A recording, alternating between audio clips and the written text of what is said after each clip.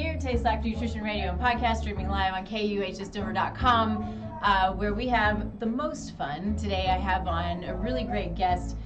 We've had this sort of a little series, but not really a series, but we're talking a lot about menopause. Why? Because we got to talk about it. We don't talk about it enough. And we need to understand, you know, the what's and the whys around here. Sorry, I gotta turn my music down. Too many. I can't multitask very well.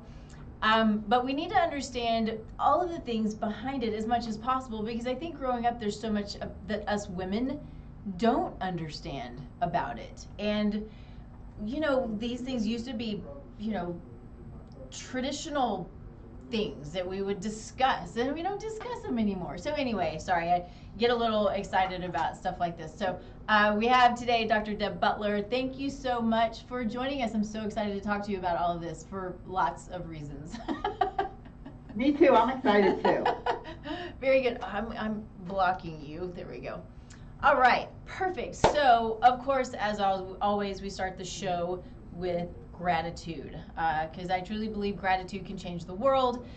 Me too. Yeah, it's so important. There's so many things, even when there's so much stress and so much craziness. Well, this just came to me, but saw an old friend of mine from high school who's really, really struggling, and I had reached out to her. I mean, it's been years and years and years, and I just said, if there's any way that I can help. But even in her place of super struggle, she was like, we have so many things to be grateful for. And I love that about her. I love that about, you know, the people who I surround myself by, is they're people who are always grateful for the beautiful things that they've been given, even when things are hard. So what are you grateful for today? Well, since I knew you were going to ask the question, Yep. I know how your podcast works, so I've been thinking about it.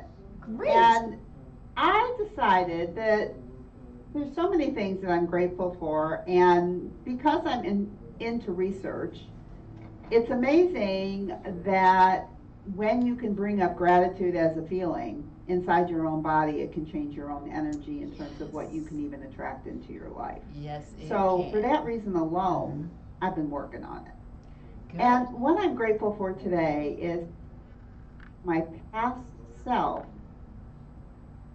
to do the things that she did when I was in menopause that brought me here to talk to you today. And it was not an easy path. And I'm so glad that she was brave enough to do what she did so I can be here doing what I do now. Because it would have been a real easy thing not to do. It was uncomfortable. Yeah. So I'm really grateful for that.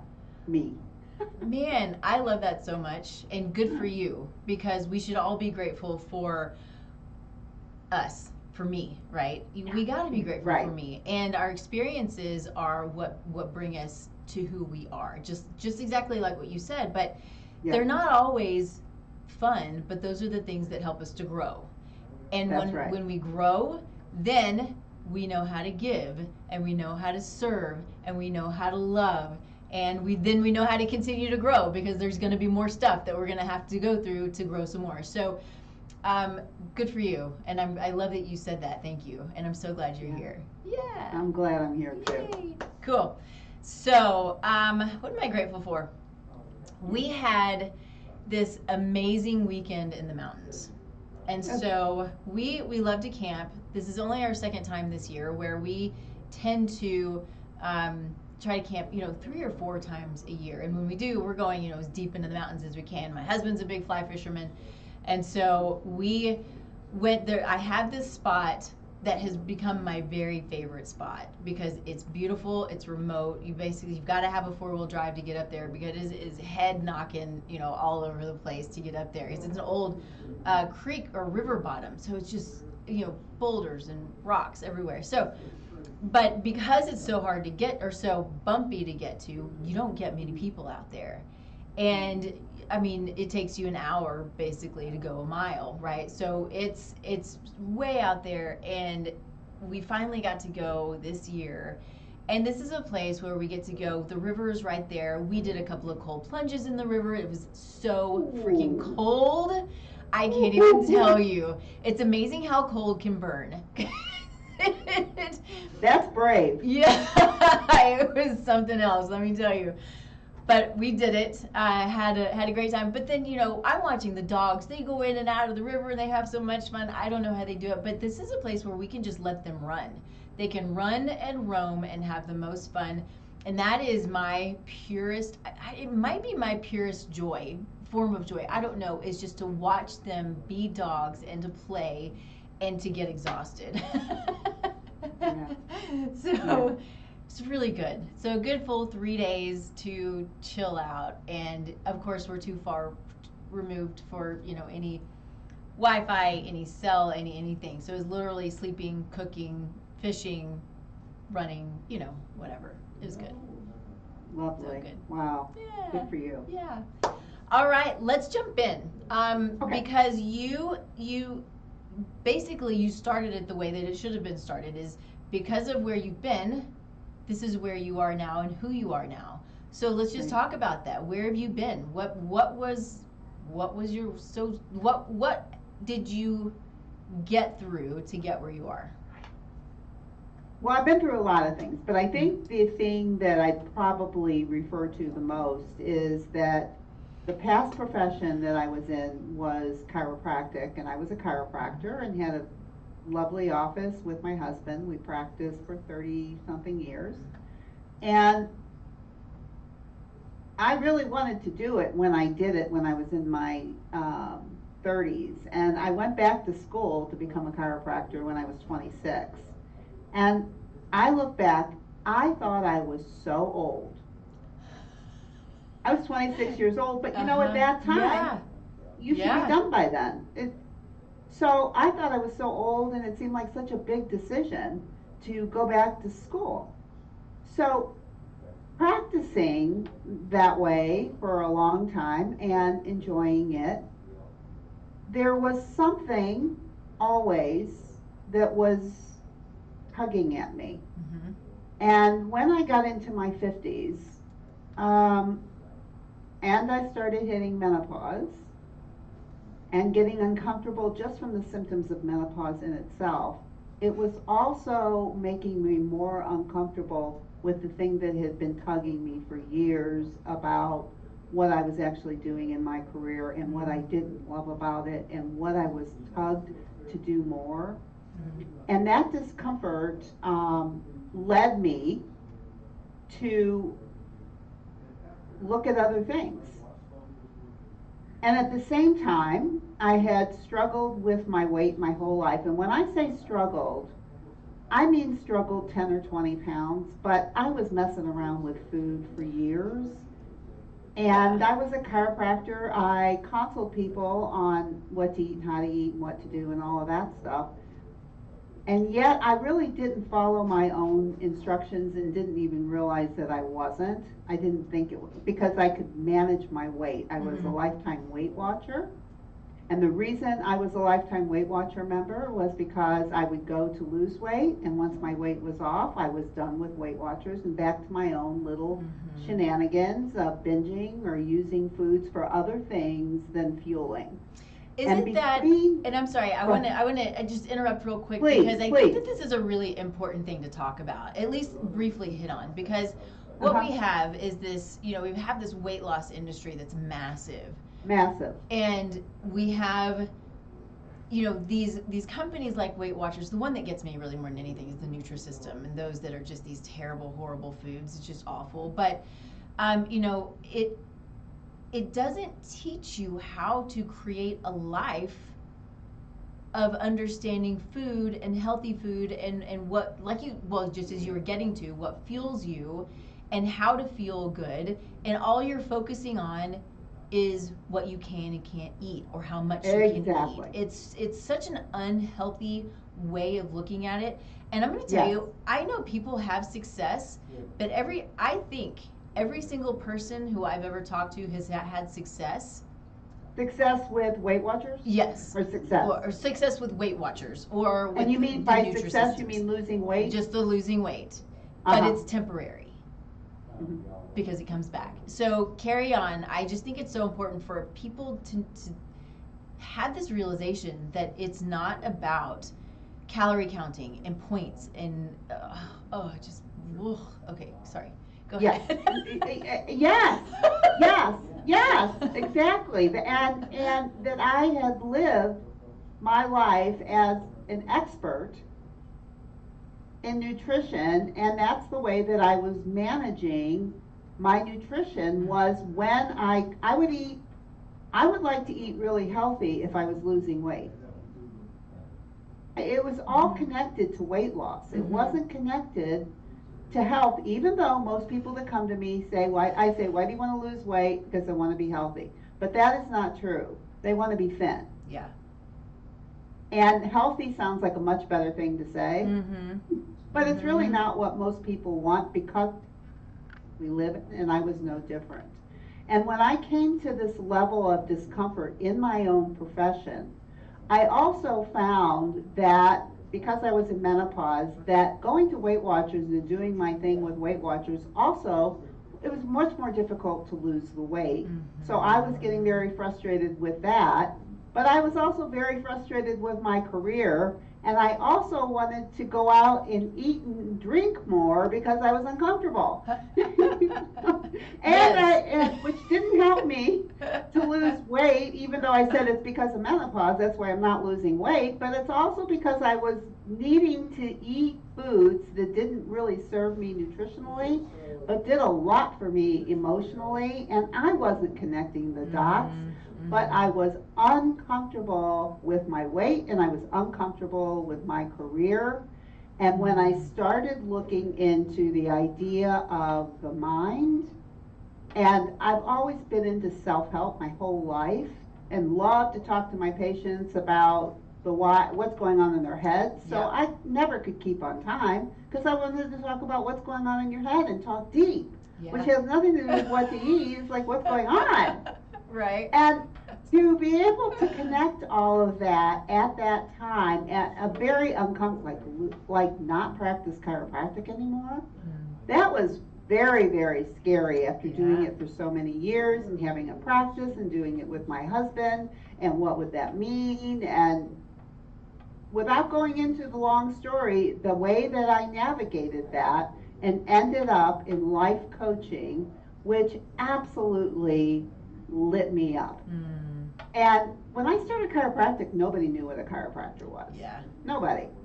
You know, it was 35 years ago, and they were just kind of like quacks. And I mean, like when I would say I'm a chiropractor, people go, well, what do you do? You know, I didn't even know what they did, really. I just thought, whoa, that looks fun. Sounds like a good idea. You know, you're 26 years old, I'm getting kind of old, I better figure out, you know. What am I going to do with my life? What am I going to, and when I was 50, in my 50s, it was the same thing. I'm too old. It was the exact same thing that popped up again. I can't do something. I should be done. I should know. And going through all of that and having a life coach, and at the time that I said, well, I'm looking into life coaching, people would go, what's a life coach? They didn't know what a life coach any more than they knew what a chiropractor was way back when. Right. Yeah. And that meant you're ahead of your time. I think I've always been a little bit of a trailblazer and attracted to things that are outside the box. Yeah. Good for you. So I'm here because of that, and created a program based on I really don't want to talk about how to lose weight. I want to talk about how to make peace with food. And I want to talk about how to make peace with your body. And I think that's how you make peace with your life. And I think in your 50s is a very good time to do it, because you have years of experience of what you like and what you don't like. Now, when I was 26 years old and thought I was too old, I didn't know nothing. It's amazing. Making decisions. Yeah. And when I was in my 50s, I knew so much more. So I'm very grateful to that time, because I'm here at 72 years old doing something that I absolutely love. I'm on fire. I was not on fire in my 50s. Yeah. I needed to leave. And so how amazing, though, is it? Because you have gone through all of these transitions and transformations. Yes, And transformation. what is fascinating is that you're 72, and I don't think anybody would ever guess that you're 72. So I think when you find peace with yourself and you find peace with your body and you find peace with your life, doesn't mean things aren't going to get hard. And then you find peace with all of the things that you're talking about, and you're growing in your wisdom. You know, in a sense, it's reducing stress, right? So we go from the mental and emotional to the biochemical. We're reducing stress levels, we're reducing inflammation, we're anti-aging. That's what I think. Well, that's what I know. I mean, it's biochemistry, right? It absolutely is, and it's true. And when I think what I'm so fired up about is that when you're in your 50s, because I remember how I thought then, and you know, I was thinking I'm too old. I was thinking it's too late. I was thinking, and I was thinking I should know better. I mean, those are the things that I was thinking. And I hit this age here, and I see the same thing starting to happen again. It's like I think you come to different passages in your life where you start questioning, and I think it helps you move forward. Yeah. And what I want people to know is that, like, I look at 50-year-olds now and think they're so young. And so, and I remember all of that, but I know that the people in their 50s think they're old and they don't like the way they look. And I think when you're obsessed with your weight, if you don't get that under control, your thinking about your body and about how you treat yourself, you're not going to like getting 70. You are not going to like it, because you're going to be stuck with this thinking, and if you take it with you, getting older is not going to be fun. Yeah, and good for you for saying that. I totally agree. We have such a short life, and we have a lot to do. That's what I believe. I think I have a lot to do. I agree. Yeah, and you know, until the day I can't do it anymore, which is the day I better be no longer here. You know, I want to continue to know that I'm doing what I'm supposed to be doing every day, right? And feeling good about it. Yes. So I want to talk a little bit about. I want to get in a little bit. I know that you're more the mindset around the food and all of these things, but you also have been through the physical struggles. You work with people who are going through the physical struggles, and there's hormonal influences. There are environmental influences. There are physical, conditions that people are struggling with that can increase symptoms of perimenopause and menopause. And along with that, of course, comes so often is the weight gain. Why is that, in your opinion? What are you seeing? Do you think it's more mindset when you're going through the change? Do you think it's physical? Are you seeing a little bit of both? What are you seeing? Oh, I think it's both. Yeah. The people that are attracted to me and who I want to help are the people who have had a mindset for many. They've been struggling way longer than menopause. It's not if it's just starting in there are so many reasons for weight gain. I'm talking to the people who are not peaceful with food and never have been. Yeah. Because everything else will get exaggerated, and there are many other things that you will have to take care of or may have to take care of. Like, I'm not saying the only thing I did was this. Yeah. But I think the more clear-headed and clear-minded you are, the better off you're going to be with deciding how you're going to navigate this time of your life with a clear mind. And if you don't have this connection with taking care of your body, and the only reason I use food is because you have to eat so often, and your body is signaling you when to eat and when to stop.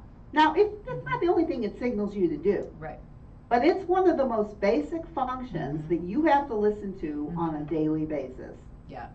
And there are many women who do not know those signals in their own body. And if you're in menopause, that's not the only thing. Right. But that's the thing that I work on with people, because if you can start getting connected to your own body about when to start and when to stop, that's what I talk about when I talk about the body whisperer. Yeah. Because it's not only signaling you when to eat and when to stop, it's also signaling you when you better take a rest, when you better wake up, when it's time to go to sleep. If you have something that's painful, when to take care of it, when to leave it alone, to take care of it before it's screaming at you. That's what I want people to get in their 50s. That's what I'm talking about.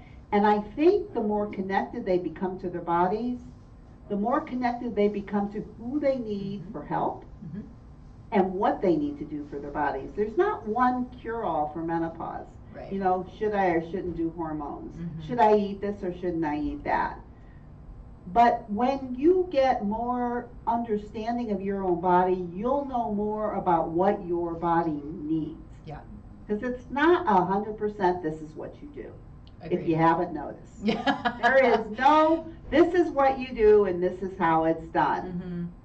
It's not, nobody agrees on anything. Well, that's the thing, is we're all different. And so that was something that I was saying yesterday to whoever I was talking to, was, it would be a hell of a lot easier if I could tell everybody, you're in a box, you go do this, and it's going to work. Exactly. That's what we want. That's what we're open for. I know. But it doesn't, and it never does. I've never done the same protocol for any single person ever. And so, but that's what you're saying is, gosh, I have so many things I want to say.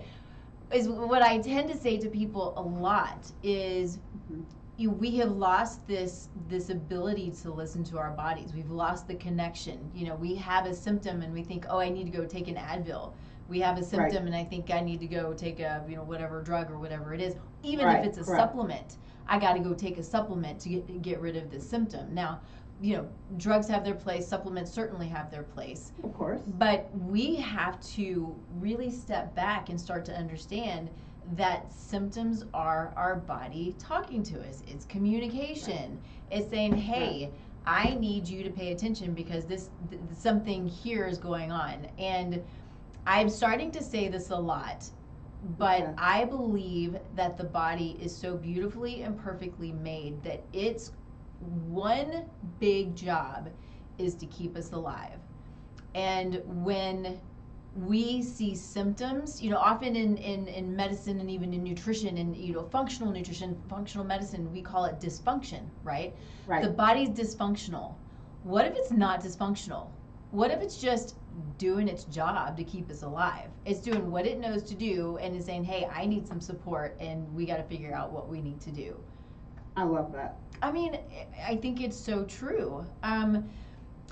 Another thing on that note is if anybody who is listening is not of, this perimenopausal, menopausal age, this is a time that's earlier, right? Before this time happens. This is the time really to pay attention to understand that your body is the better it is going into, even with your monthly cycle, the better your body is through your monthly cycle, the better you're going to be through perimenopause, the better it's going to be through menopause, the more you're going to be able to understand and learn and to find people who can help you to continue to learn, because we got to have our team.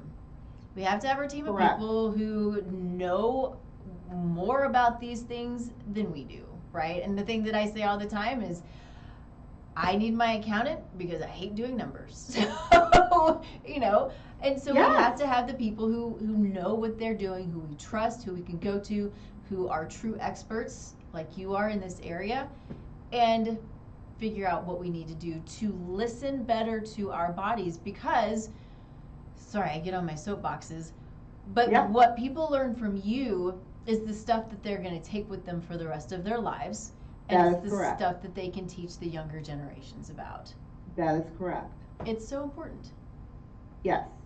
And, it's wanting to be healthy has to start at a very deep level of knowing your own body. Mm-hmm. And I guess it's like when I was younger, I just tried to figure out how I could get away with things in my own body. It's so true, yeah. And how I could push it, even though it was talking to me and telling me to stop, Mm-hmm. I was just trying to figure out how I could push it as far as possible. And I think a lot of people are like that, and they get into menopause thinking they can keep doing this. Mm-hmm. So a lot of people say, well, what I used to do doesn't work anymore. I hear it all the time. Yeah. And the truth is what you used to do should never have worked. And thinking, because a lot of the things that people say I want to do isn't anything they should be doing. Agreed. What I was doing is I thought it was perfectly natural to go up and down 20 pounds for 30 years. I lost maybe 250 pounds in my life. I knew how to take it off. Mm-hmm. But what was I doing putting it on? Mm-hmm. What did I think I was? I didn't think anything is what I was thinking. Yeah. It's like, hey, I got it down. I can eat all this crap. Mm-hmm. I can go against my body. I can, whatever it was I was doing Mm-hmm. on a regular basis while I was not on a diet. The diets, yes. But as Mm-hmm. soon as I got to a certain weight, I had to take that weight off. Mm-hmm. And then it was like I would do anything. Mm-hmm. The extremes. But it was totally deprivation Mm-hmm. and restriction. Mm-hmm. And what I want to teach people every single day is I first want you to believe in your own brain that you can eat whatever you want. Now, I thought if I believed that, I would be eating potato chips all day long. That was my wish in my life, is I just wish I could eat potato chips. But I can't because I have a weight problem. Uh-huh. Like if I didn't have a weight problem, I could be eating potato chips. That's the way I was thinking. Yeah. And I was a smart woman thinking like that. Really, seriously, that does not sound very smart, I don't think. No. But the things that we say in our head yes. The to self-talk. ourselves Mm-hmm. is what I help people see. Yeah. That the way you're talking to yourself and the beliefs that you have about yourself that you probably don't even realize are there. Yes. So I want you to know we've got people who are watching, and so we have my cousin who's on, and she's struggling at 50 with all of this. I'm like, I know, I hear you, sister. I hear you, sister. I know. And it's like I'm saying to you, there is an answer. Mm-hmm. But the answer isn't losing 20 pounds in 2 weeks. Yes. That's not the answer. Yes. Agreed.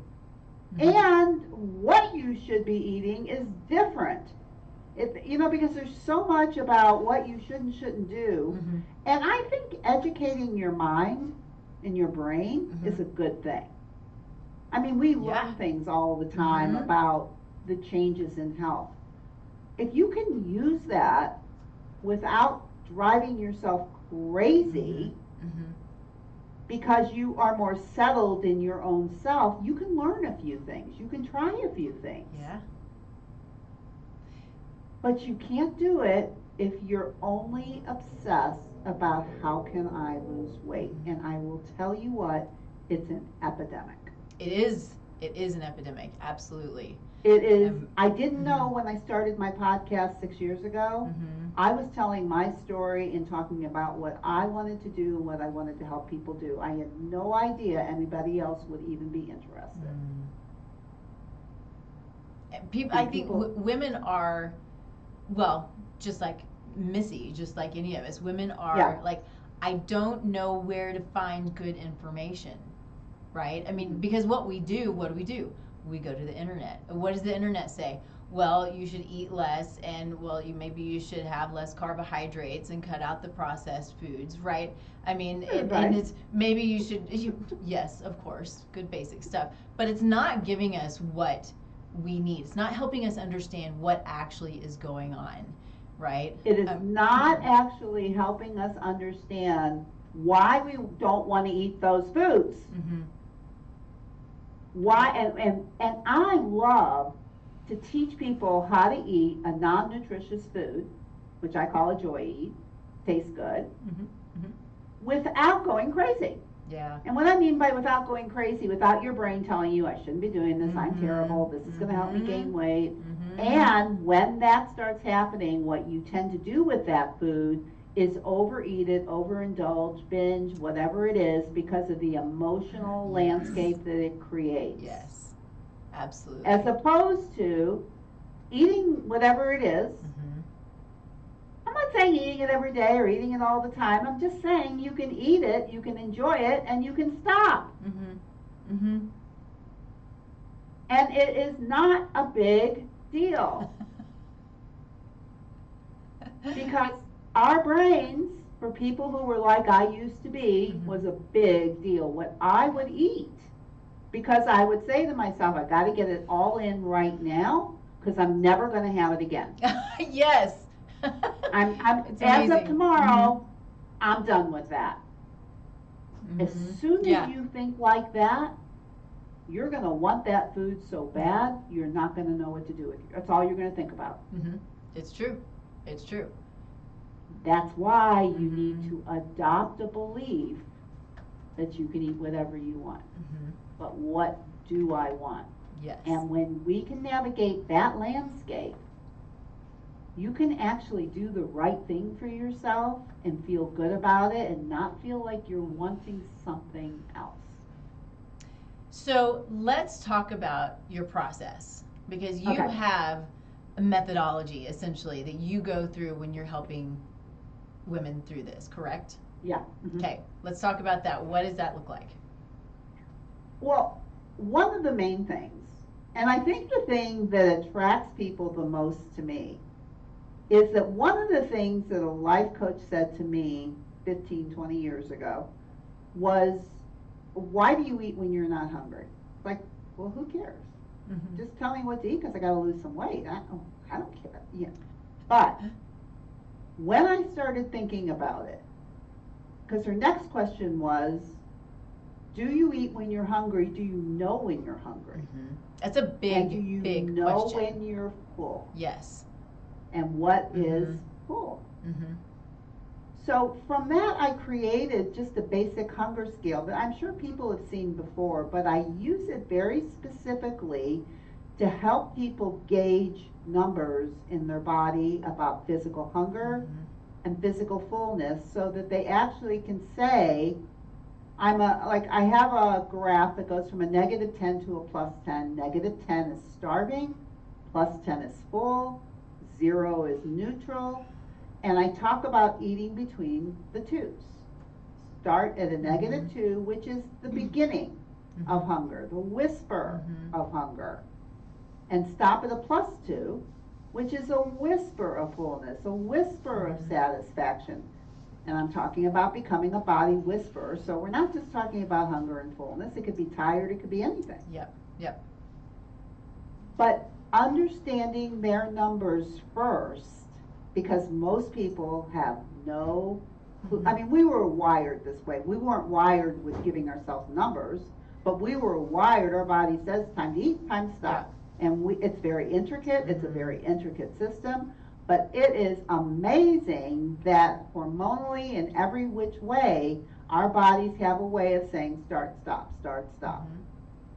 And how we stop listening to the most simple things in our body, this wiring, is what I want to bring people back to, because it's already there. Yeah. So it's fascinating because, I think it's important to understand, at its basic level for anybody who doesn't know this, but hormones are communicators, right? They talk to our body, and there's so many different types of hormones, and they tell our body what to do, and they're talking to us. And so often what we can see, and I think this goes back to when people blame themselves. Yes, there's the negative self-talk, and then there's the blame.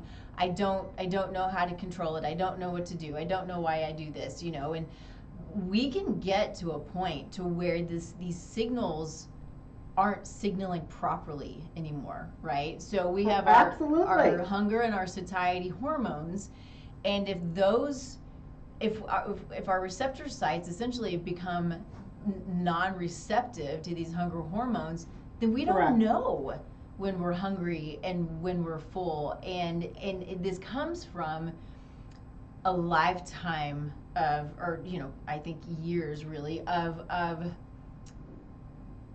the body not of us just kind of, well, it goes to that sort of that mindless eating, I think. And I feel like I'm saying that my intent, the dieting, yeah, I'm not trying to lay blame at all, but doing the yo-yo dieting talk about dysfunction. I mean, that can create the dysfunction that doesn't allow us to hear our hormones to function properly. Yes? Yeah. And I think that we teach our brains the type of eating, like diets are learned behavior. Mm-hmm. And if we teach ourselves that, we're also teaching our brains to think and drive us to eat for reasons other than hunger. I mean, some people say to me, I'm hungry all the time. Mm-hmm. And there's a difference between being physically hungry all the time and being emotionally hungry all the time. Yeah. And many people can't feel the difference. Mm-hmm. Mm-hmm. Because emotional hunger, those emotions, those vibrations, many of them live right in the gut. Mm-hmm. And being able to differentiate that, I will say many times that I want you to feel your emotions, not fill them. I love that. Because the only reason I'm here is because I stopped filling my emotions with partying with alcohol and food, as opposed to feeling of where I was at. Mm-hmm. I could eat my way to contentment and never go, oh, my profession's fine. But being able to go, for me to be able to bring up to somebody, what is that? Mm-hmm. And many people will usually say, well, I don't even know what that emotion is. First, you have to know that it is an emotional hole and not a physical hunger. It starts there. So, we talk about the process. That's the beginning of the process of when you're eating physically and when you're eating emotionally. And there's so much talk about emotional eating, but I think I make it very, very simple when I'm working with people. Mm-hmm. And then what brings up those emotions, sometimes it's as simple as your brain saying, I need something sweet. Mm-hmm. That's just a thought. That is not a cookie calling you. Yeah, you're right. It is just a thought saying, I need, like so many people say, well, I just need something sweet after I eat dinner. Mm-hmm. I go, well, what makes you think your body's telling you that? They think their body's telling them that. That's why they do it, because they think they're listening to their body. It is their brain telling them that, because we trained our brain to say that to us. And then we hear it, and it becomes what I call in my world an urge. Uh-huh. An urgent desire to do something. Mm-hmm. So you don't need something sweet. Right. I mean, you can eat something sweet if you want. Mm-hmm. But don't think that I have to have something sweet. Right. That's something you want to work on in your own head about that thinking. Yeah. It's sometimes hard to separate emotions and urges from thinking it's a physical need or feeling like it's a physical need, right? Yeah, very much. Yeah. That's why I start with the simplicity of, do you know your own signals? So so you have the thinner piece, which I love, thinner piece process. It's so good. The inner peace. The inner piece, which is the thinner piece. So good. Yeah, So yeah, good. yeah, yeah. I just Mhm. thought. Yeah, You no, know, I'm glad you did. I'm glad you did.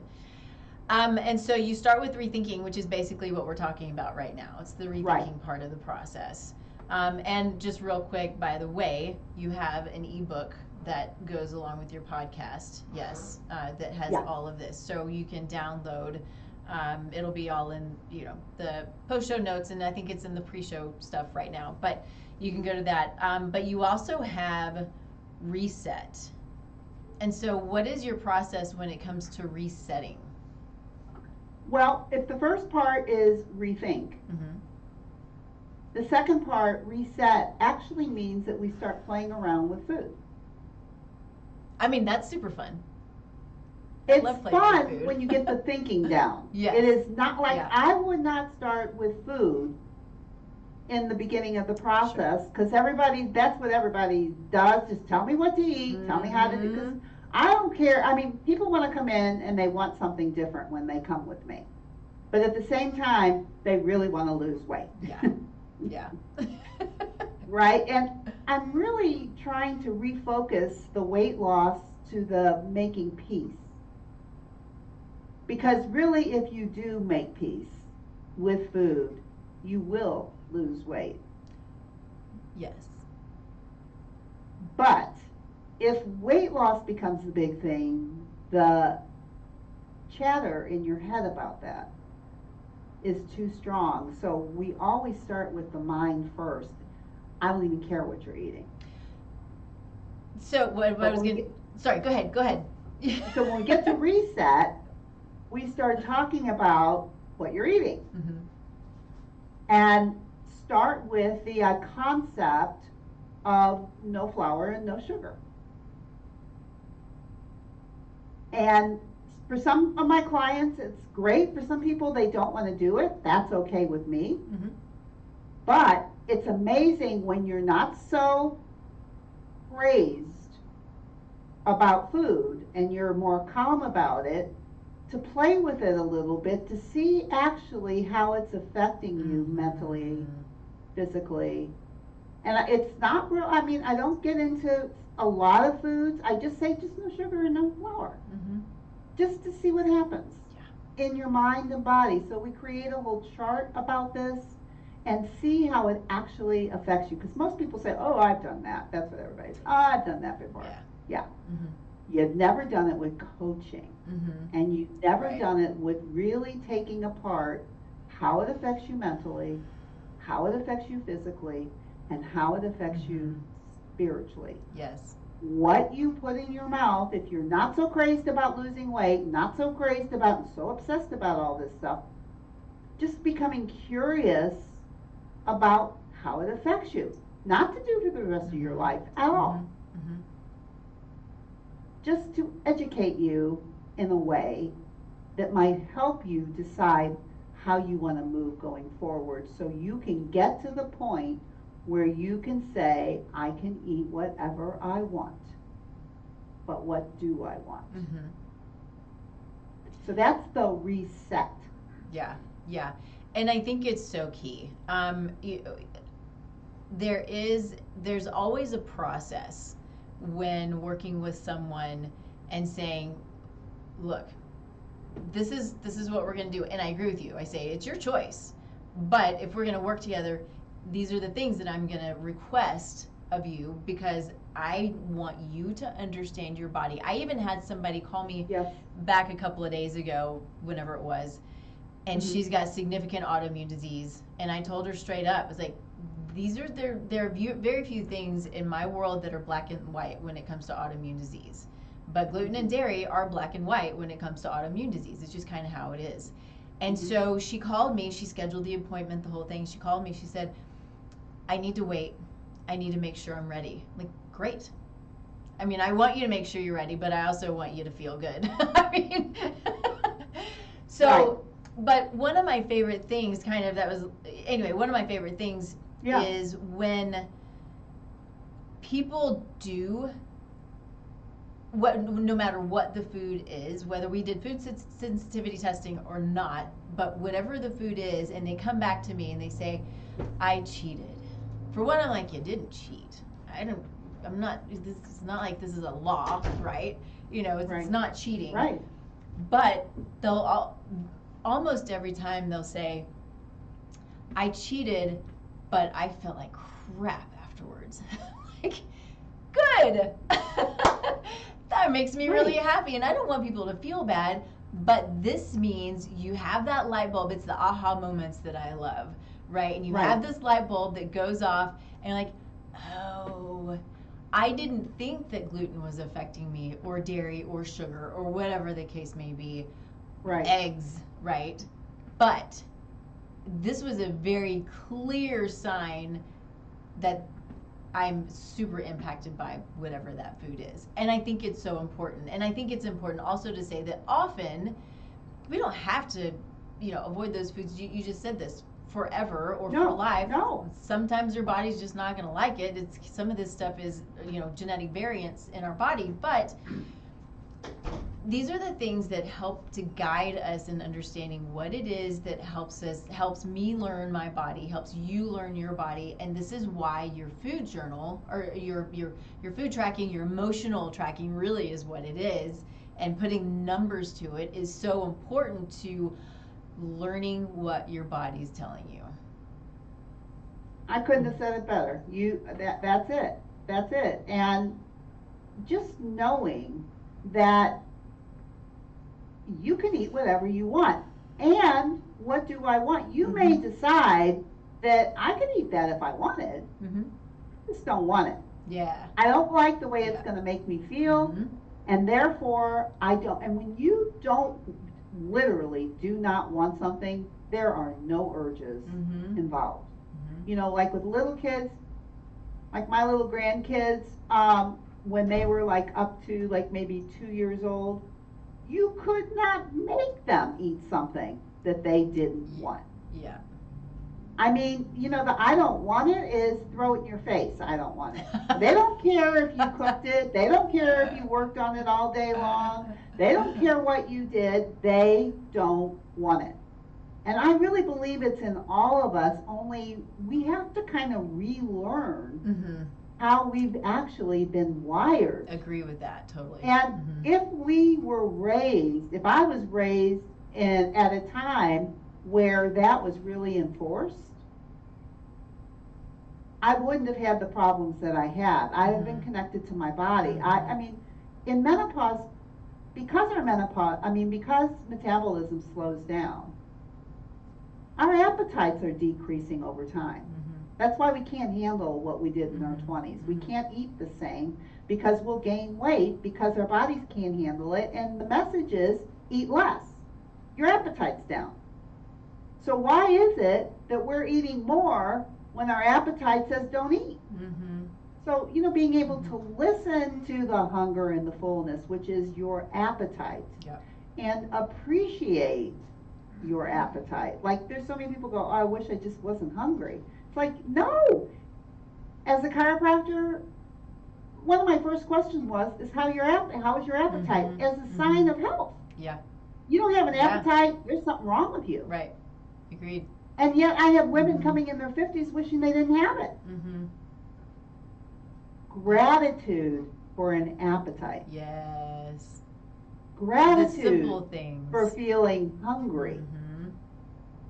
Yeah. Gratitude for feeling anything. Yes. Agree with you so much. So the last and final phase of your methodology is reinvent. Let's talk about that. I love that. So once you are much more aware of the thoughts that are creating things that you don't want, be it in your life or be it what you're putting in your mouth, because all of that comes around as we do this work. Many times there are many clients that I had that were eating at night. Nighttime eating is a big thing for a lot of people when you're not hungry. And of course that's because everything slows down and your brain is actually more open and it's talking to you a little bit more emotionally. and it's a really good time. Fascinating. You know, like if Mhm. it's boredom or if it's, oh, yeah, I have some time to myself, like, well, why don't you have time for yourself earlier? Like, it's a perfect avenue to questioning what's going on in your life, what's working, what's not working, if you're using eating at night when you're not hungry. Mhm.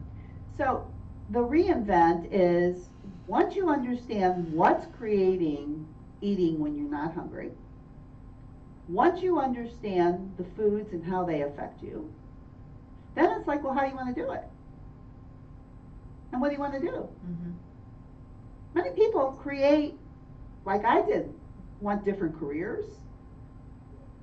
Many people realize that, like me, that I was just drinking because I didn't want to feel. And I'm not saying I was drinking a lot, a glass or two of wine, no big deal. Right. But it was getting in the way. Mhm. Like, if people want to drink wine, drink it. But watch why you're using it. And because it's not something that's actually, at least I don't think it's really nutritional for your body. I think it's a joy eat or a joy drink. It's something that you might enjoy. It's not gonna do anything for you. No. But you want it, then it becomes a joy drink, which means it's very mindful. You drink it sip by sip, and you stop the minute that you're done. And that means not a lot. Mhm. It's amazing how much you can enjoy something when it comes to these foods when you're just really paying attention to it. Yeah. And so the reinvent is, what do I want to do? What do I want to do? What do I want to eat? What don't I want to eat? How do I want to live my life? What do I want to really work on in terms of practicing about what I want to think? And so the reinvention is the transformation. Love it. And most of my clients will say, it's not about the food, but it's all about the food. Mhm. Because I use food for the transformation. Mhm. I don't use the food to help you lose weight, even though you'll lose weight. Yeah. I help you use food to find out how you can transform the life that you want. So good. So good. And I'm sad that we're done already. It was so much fun. It was so I fast. knew you were going to be so much fun because that's all you ever say is about, this is fun, I had fun. So I knew I was going to have a good time. Somebody told me the other day that I just kept saying good. This is good. And I do. I say this is good all the time. It's like I know. It's fun or it's good. I mean it's important to have fun and have goodness, I guess. I think so. Makes me excited. Good. Well, this was amazing. I feel like I have a whole bunch of notes here that I didn't get to, but I think having you on again would be amazing if you would like to join. Yeah, I think that would be. I would love fun. to because I know how much fun it's going to be. Yay! It's all good. Perfect. Well, make sure that people know. Let's tell people where they can find you, your ebook, anything else maybe that you want to hit on that you weren't able to hit on. Well, first of all, if you like what I'm saying, the best thing to do is to listen to my podcast, which is Thinner Peace in Menopause and Beyond. And there's a book that goes with it, and it's drdebbutler.com/change, where you can get the book and start listening to the podcast. And if you're interested in actually wanting to work with me, then you can set up what we call a mini session where you can spend 30 minutes and we can discuss if this process that I use would be a good fit for you. Love it. Whoever I'm talking to. Good. But it's always good to start with podcasts and listen to if it resonates with you. Yeah. I think that's really important. It's important to have an understanding of who you're working with, who you're bringing on your team. But, the things like the podcast and even doing blogs and things like that really give people an understanding of That's right. who you are, right? Not everybody's for everybody, and that's okay. It is. But knowing who you are and how you work, and then just bringing out your personality. You're so easy to talk to, and I love your brain. I love big brains, so it's really good. Cute. Yeah. So, anyway, I think the way that you're doing your podcast, I thought that was super smart. So literally, it's your first 5 podcasts, right, that go along Right. with your ebook, and you send people to the ebook and then to the podcast. I'm like, well, that's super smart. That's great. But it works so well. And when you do that, you're giving a lot. You're giving so much good information, and then you can take that and run with it, or take it and go work with you and really dig in deeper. And that's really what so many of us need, is that deeper work. There's so much that we don't understand about ourselves that others can help us to pull out. So beautiful. I couldn't have said it better, and I think that's really the beauty of a good life coach. Yep. I mean, life Agreed. coaches are a dime a dozen now, so True. But the way, when you're really trained properly, and you can really help somebody see their own belief systems that they don't even know are there, because they're running on them and they think that they're actually the truth. Yeah. When they're actually made up fabrications in their head. They can change it. Yeah. And to me, what is more powerful than realizing that you can change the glasses that you're looking through? That's amazing. Good stuff. Thank you. All right. Thank you. What a great way to end. Perfect. Well, be sure you look at, or go to, I can't even talk, man. Go to the ebook. Holy smokes, sometimes my mouth doesn't work very well, but go to the ebook, go to her podcast. Such good information there. And then reach out. It's always, I think, giving these 30-minute, little mini sessions is always so good for the soul and helps to get to know each other on a more personal level. So thanks, Missy. Love you. And so anyway, but reach out, and everybody, Yeah. Of course, you can find me, tastelifenutrition.com. You can fill out an assessment online, and I can reach out to you. We can chat about it and see if there's something that I can do to help, or because I have such a amazing network of people, like Dr. Deb, if there's somebody who's better suited for you, then that's what we do. We send you to somebody who's better suited for you. But my goal is to be a resource, is to have fun. It really is. And it's true. That's what you do. It's true. I'm here to say it. It was fun. I'm proof. Perfect. I love it. I love it. Well, thank you for joining. Thank you, everybody, for Thank joining you. us. We will see you next week. Again, streaming live on KUHSdimmer.com.